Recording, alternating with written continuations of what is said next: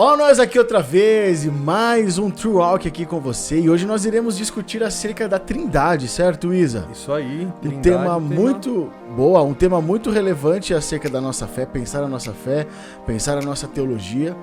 E de saída já a gente já fala que a Trindade ela não vai conseguir se encaixar dentro dos padrões. Não bate na matemática. Não bate, a conta não fecha. A Trindade ela não bate, não segue os padrões racionais pra gente pensar a nossa fé, né? E é interessante destacar que o termo Trindade, ele veio de um teólogo que um dos pais da igreja, que é o Tertuliano. Foi ele quem trouxe esse nome, esse conceito de Trindade, que pela história da igreja perpetuou há muito tempo. É válido dizer que a história da igreja, você que talvez hoje se relaciona com alguma igreja batista ou algo do tipo, uma igreja reformada, sim, já herda ou já chega com esse termo da Trindade já sendo aplicado, sendo promovido ali no seu meio. Por vezes você nunca pesquisou, por vezes você nunca raciocinou acerca disso. É válido dizer que a própria história da igreja já teve muitas tensões, muitos debates, muitas heresias acerca desse termo para poder explicar e até mesmo definir, né, Isa? Sim, e é interessante falar que, né, tem muita heresia, muito tema, por quê? Porque a Bíblia não tem esse termo, né? Não existe a palavra Trindade na Bíblia.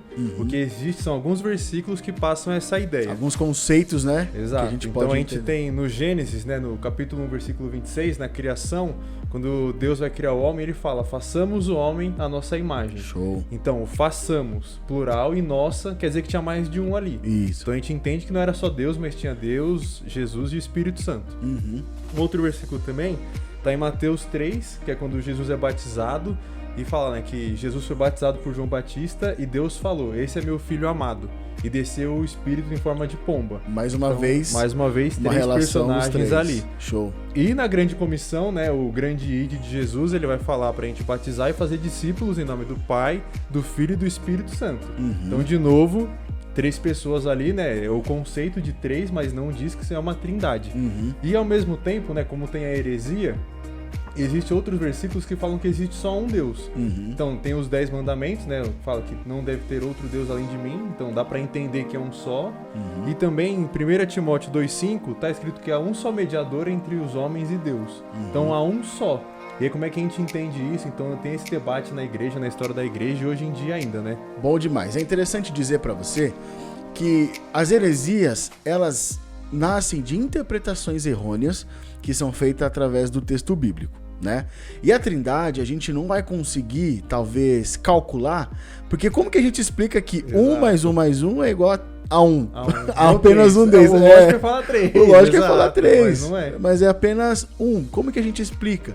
E é muito interessante que chegar a um cálculo possível para isso, racionalizar a questão da Trindade, é talvez apequenar, é talvez diminuir, é talvez querer colocar Deus e os seus aspectos, a forma como ele se relaciona numa caixa, né? A gente corre o risco de diminuir. Então a gente crê pela fé.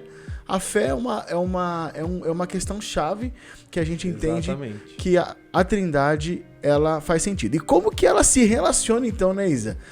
Exato, do que a gente pode ver são algumas funções diferentes. Isso. Então, né, Deus enviou o Filho para ser morto por nós. E Deus e o Filho enviaram o Espírito Santo para completar a obra da salvação. Exatamente. Então, no processo de santificação, de purificação, a gente tem essas diferentes funções. Uma aplicação também que a gente pode fazer é na nossa oração. A gente ora a Deus, Jesus é o nosso mediador na oração, e o Espírito intercede por nós através de murmúrios, enfim, né, essas passagens. Então, a função difere. Um outro ponto que a gente pode entender também é que Deus se fez conhecer de diferentes maneiras, né? Deus no Antigo Testamento tinha uma persona, né? Aquele Deus, você faz, você recebe, você não faz, você é punido. Isso. Jesus quebrou esse paradigma, né? O Jesus, o Deus carnal.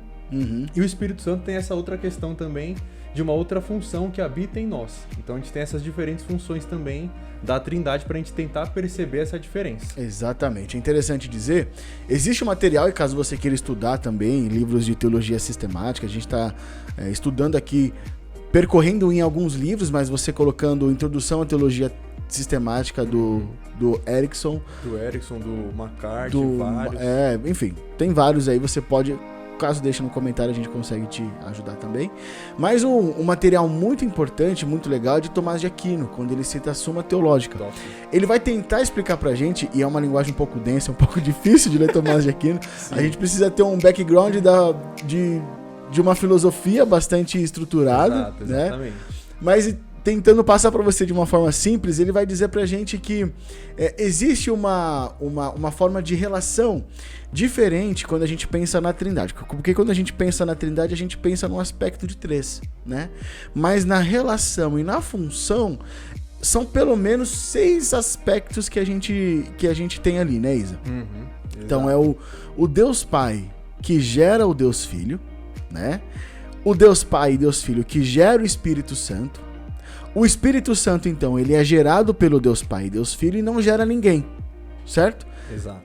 Então, nos é possível perceber que o Espírito Santo, ele é gerado por Deus Pai e Deus Filho e ele vem para completar a obra, né? Para continuar a obra de Jesus aqui na Terra quando Jesus pisou aqui.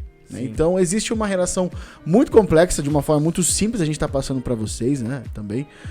Mas se é interessante você quer aprender destacar. Mais, comenta aí que talvez no futuro a gente faça um vídeo, né? E aí teria que ser uma série, pra gente fazer, né? Qual as dúvidas e por que isso, por que aquilo, né? O que Agostinho falou, o que Tomás de Aquino falou, boa. Enfim. Se você quiser, deixa aí nos comentários que a gente faz depois. Trazer também as heresias, que é importante a gente estudar as heresias, entender, né? Porque muitas igrejas hoje, algumas igrejas também, elas se adaptam facilmente a conceitos heréticos. Isso pode prejudicar a nossa caminhada, a nossa saúde espiritual e o nosso conceito acerca da divindade que nós estamos estudando, que é o nosso Senhor Jesus Cristo, certo, Isa? Exato, é isso aí.